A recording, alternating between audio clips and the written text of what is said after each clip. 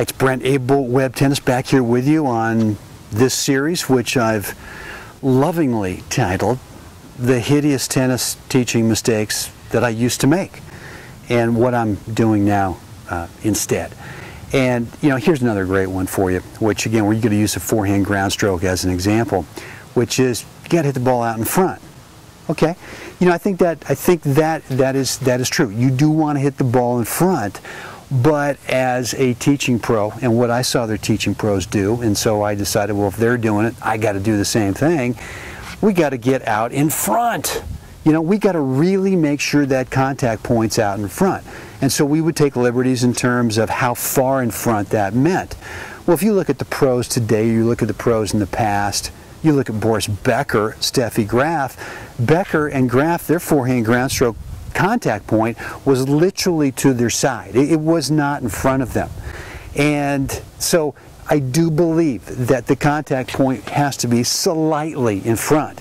But it's not this thing that is way out in front, because it pulls you off balance. And the whole thing we're working on here are these on balance postures that we want to have as we play the game.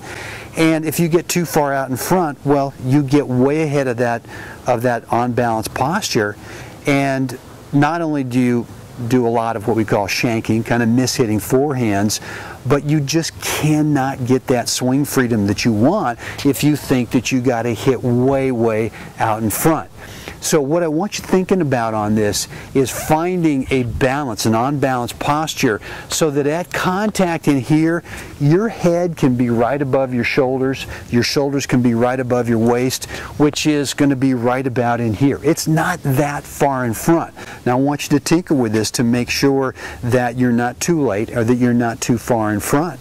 I would say that the way that I finally got over this hideous tennis teaching cliche of making contact way out in front is where I started saying to players, no, you're not late. Your contact point's not late. Your contact point's too far out in front. That's why you're mishitting.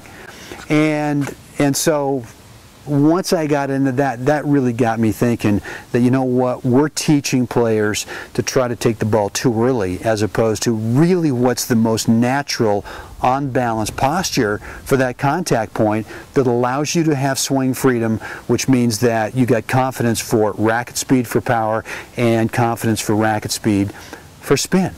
So if I ever taught you this thing, I'm sorry. And if someone else did, shame on them.